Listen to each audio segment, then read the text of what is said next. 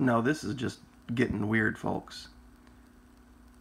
This video I did 10 April, talking about the little anomaly off the coast of Peru and a suggestion about what might be a good choice for representation at the Summit of the Americas in the form of Marco Rubio and Ted Cruz. Now, the reason I started here is just wanted to show you 10 April, 11:42 a.m. Eastern Time is when I made the video. Now, we're going to go to the video real quick, and we're going to jump to the 42nd-ish mark. In his place is really the best decision. It's not my decision to make, of course, but I think a better one could have been made. Why not send two Spanish speakers from states Trump carried? He carried Florida, he carried Texas. Now just stick with me here for a minute and think about this. There's a perception problem in the region, Central America, Latin America, South America, about the U.S. and its opinion of these people and their heritage. Whether that's correct or not is irrelevant. It is the perception. Okay, so that was, once again, 4:10, 11:42 a.m. Now, if anybody can find an article that predates this one, please let me know. Rubio steps in to huddle with Latin American leaders, and this is April 10 at 6:05 p.m. I couldn't find one earlier than this. So, I mean, it could be wrong, but it just seems odd that the issue that went on in Syria didn't seem like it was this long, drawn-out, major engagement. It was just one night of firing missiles, and why that would necessitate the canceling of this trip seems odd. We had warned of that. We had warned of the security situation on the ground in Peru not being what it probably should be for the leader of the United States to be there. And in case anybody wants to take an issue with that, I want to show you this to show you how serious the United States was about the security and how they were worried about this. Now, I talked about the 568 U.S. military personnel in advance on the ground 1 April on top of the Secret Service. But elements of the Air Force and the United States Army remain in Peru for a period of 18 days, deploying no less than 4 airspace control and electronic warfare controllers, E-3 Sentry AWACS, 4 KC-135 tankers, a C-17 Globemaster III, 2 MH-60 helicopters, all their support stuff, 114 rifles, 150 some odd pistols, 4 machine guns, 8 Remington shotguns, 8 sniper rifles, 20 assault rifles, and 9 M134 rotary machine guns for a 2-day trip to Peru. So, lest anyone take issue with the fact that the security situation on the ground in Peru was not what I said it was, you can just go to infodefensa.com and you can read this. This is how dangerous that area is.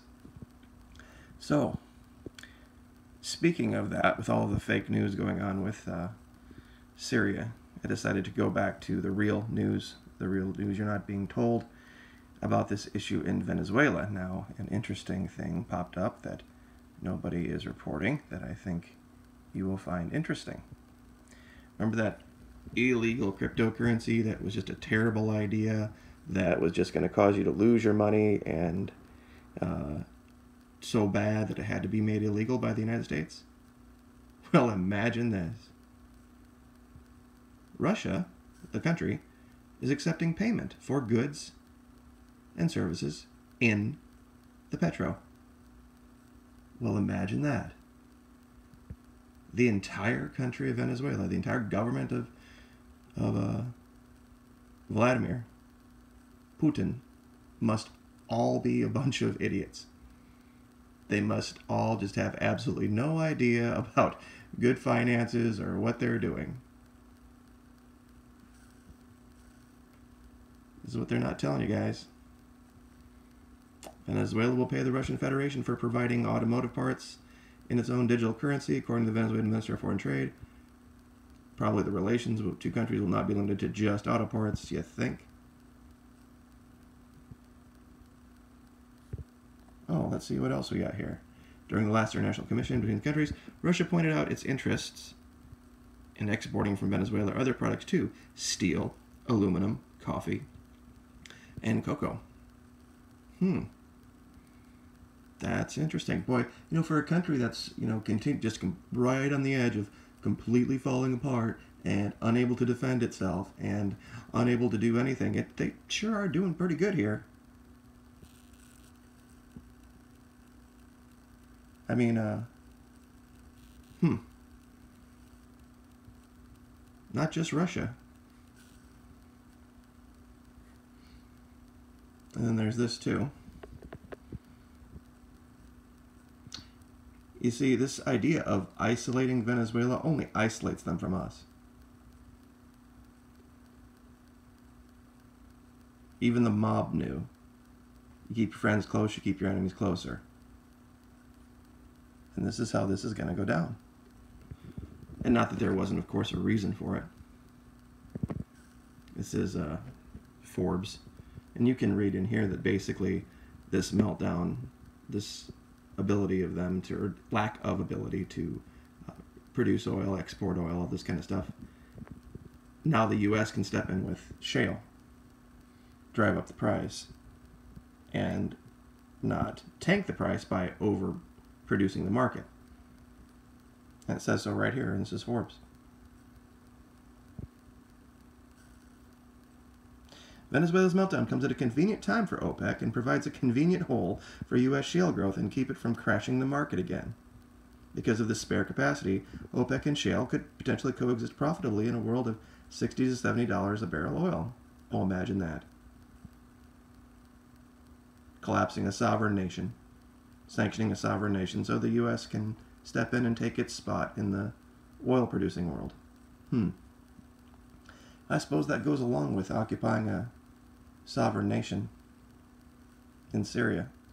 In case anybody wants to read about Nikki Haley's statements on the 3 conditions that would precipitate the removing of U.S. soldiers from their soil, there are 3 impossible conditions. Condition number 1 was the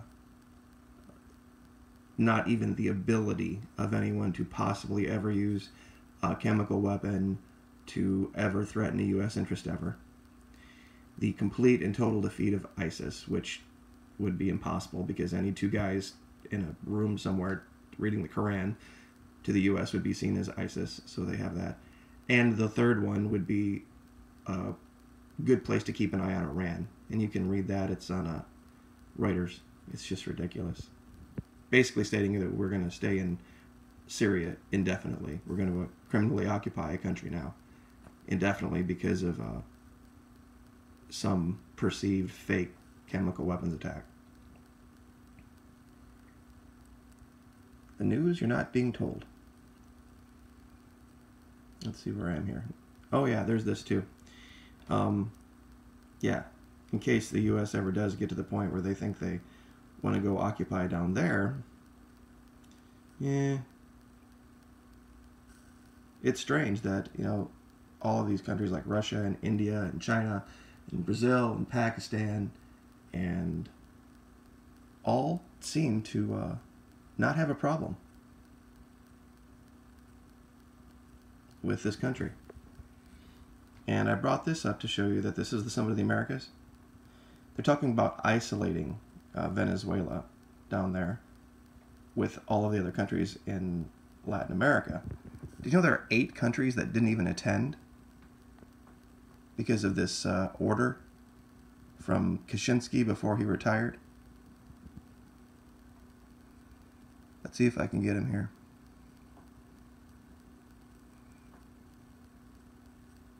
Bolivia, Antigua, Uruguay, Cuba, Dominica, all of them didn't attend because of this.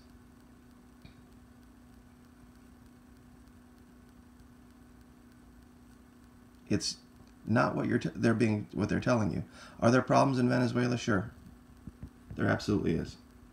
And there needs to be a change. Absolutely.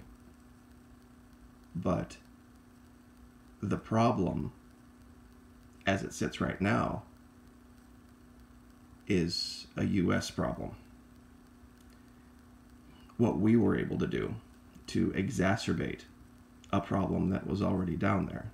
And I covered that in another video. I think there was a U.S. economist that said 75% of the reason that the Bolivar crashed was because of the crash in oil prices that was orchestrated by the U.S.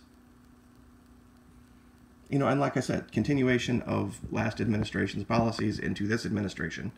You know, not to get this into politics here at the end, but this idea that you could have been wrong all along about this guy who's currently on the throne. Even Alex Jones had his meltdown where he realized, oh shit, we got played. This guy was never who you thought he was. He didn't get compromised. He didn't change. All he did was read you a bill of goods. All he did was find out the things you wanted to hear, told you that's what he wanted to do. You jumped on the train because you believed him. Didn't look at his past, didn't look at his actions. And now you're paying for it. So, anyway, maybe people are finally starting to listen. Who knows? So, I will leave it there. Like, share, subscribe, and we will see you next time. Thank you.